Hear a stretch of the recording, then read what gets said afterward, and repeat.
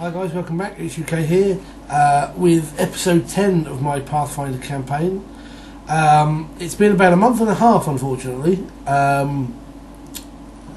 you know, we leapfrog the game on Sunday night with one of my players. He runs his game one week, I run mine the next, and so on.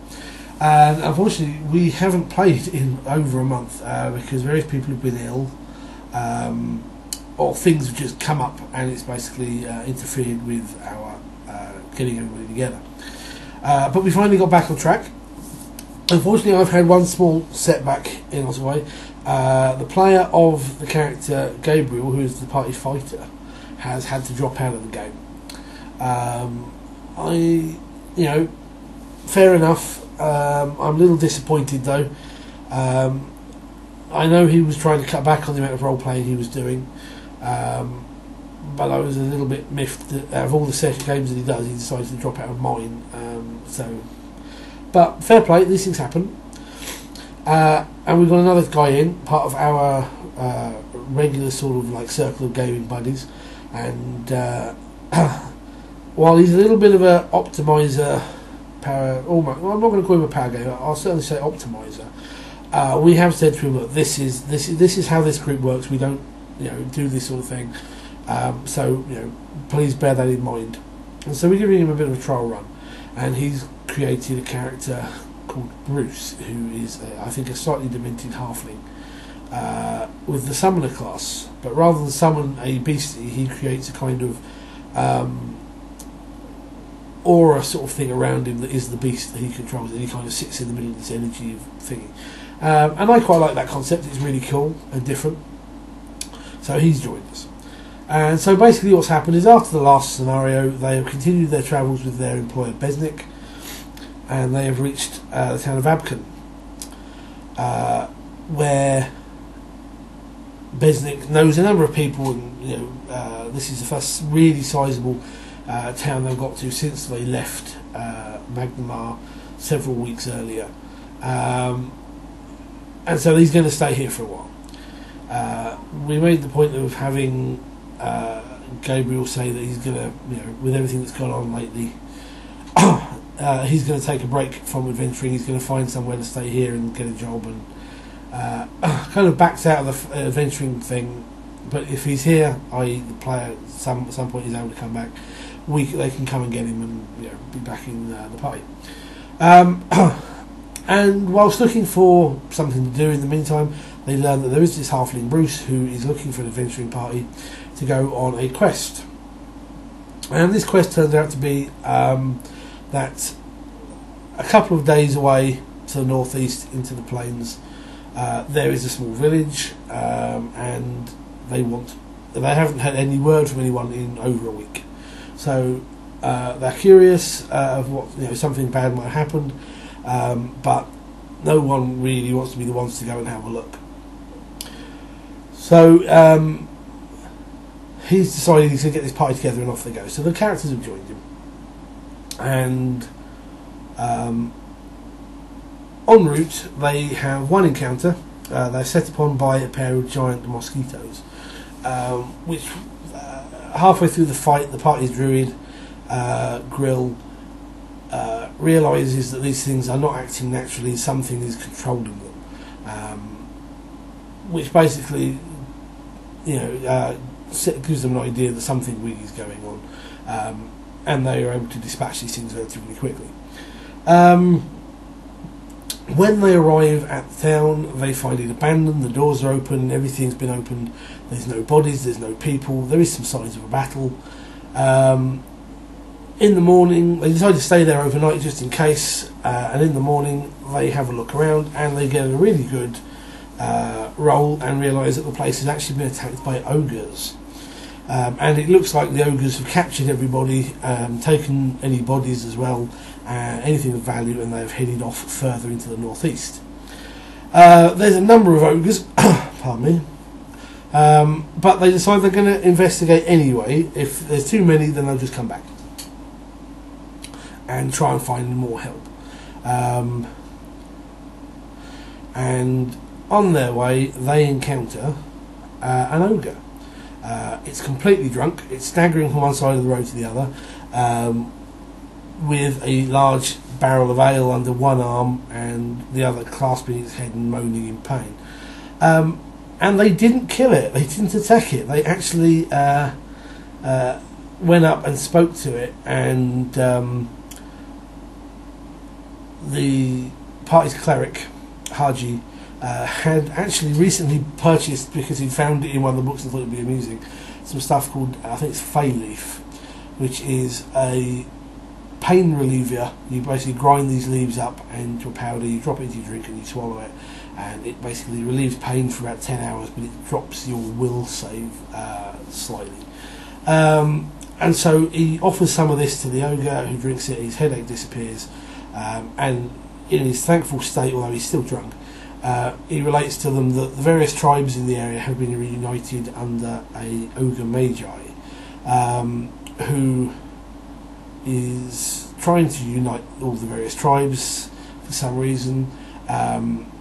His particular tribe, this ogre, live in an old keep that they've taken over, about a day away, and the ogre magi worries him a little bit because he's dealing with something that dwells in the dungeons of the place, which he calls the dwellers below. And a couple of the characters, with their knowledge of Arcana, are aware of a legend of something called the dwellers below, some kind of magical creation that rose up and destroyed its creator. Legends of it, but no one, they're all slightly conflicting. Some say it's a mechanical creation, others say it's some kind of like Frankenstein's monster, living biological beastie. Something else says it's an energy that escaped. So they're not entirely sure what it is. They leave the ogre.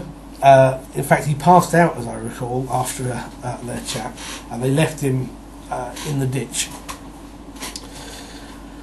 And carried on to the fort, which they found. The door's wide open, a flag of the ogre tribe flying over the battlements, and when they get close enough they can hear the ogres laughing in one of the interior buildings, but there's no guards, so they are able to do a search of the outer buildings pardon me, and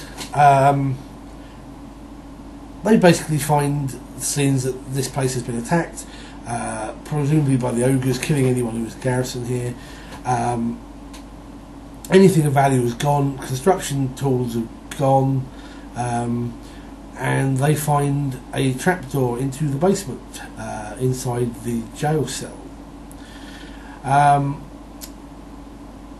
Bruce conjures up an earth elemental, which he dispatches down to find out what's below there, and he comes back and says that there are a half dozen mechanical men with halberds. And he's like, okay, we'll try and get this, you go down and fight them. And they eventually manage to, there's sounds of fighting, it's all very brief, only lasts a couple of minutes, and in the meantime they try and open this locked trapdoor, which they eventually do. Upon descending they find a lot of rubble from the now dead or destroyed earth elemental. 3 of these mechanical clockwork men lay there smashed. I was being somewhat generous, and there's 3 left, and each of these clockwork men is armed with a halberd which has strange blue glow to the blades. So it's like, oh cool, we have a chance to get some magical weapons. And these clockworks are from the, I think it's either the 2nd or the 3rd Pathfinder bestiary, and unfortunately they have a bit of a, there's gaps in the CRs, there's like little things that are worth 1, there's something that's worth 3, then it goes to 6, then it's like 12, then it's, so I thought these things by themselves, CR6 for a 4th level party is a bit much, so I'm going to tone them down somewhat. I removed their abilities, I basically dropped their hit points to less than half, because I always play monsters at max hit points. But I thought, okay, these guys have been damaged by the earth element, let's be very generous. And unfortunately, they still proved incredibly nasty. Grill, the druid, got knocked out repeatedly. If it hadn't been for some selective channels from the cleric Haji, he probably would have been dead. He lost his bear companion. The summoner basically burnt through like 3 summoned creatures before they managed to take down one of these clockwork soldiers. And Haji unfortunately got killed.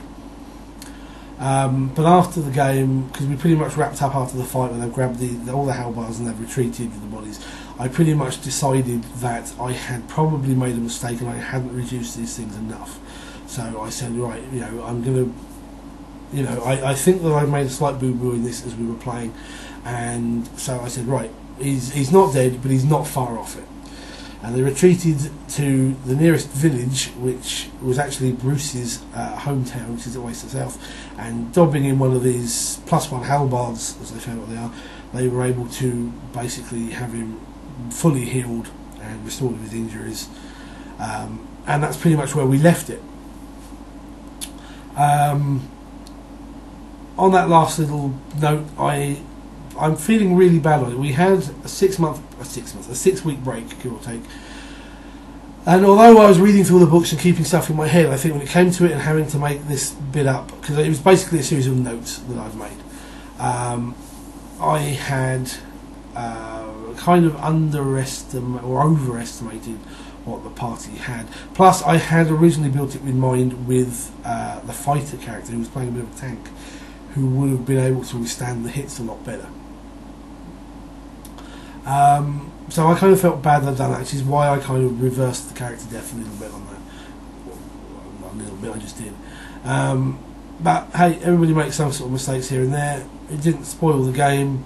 I just need to make sure that I throw a few more bits into my notes to remind myself to balance out some of the later encounters. Anyway, that's what happened on this last session. It's a little bit rushed, I'm afraid.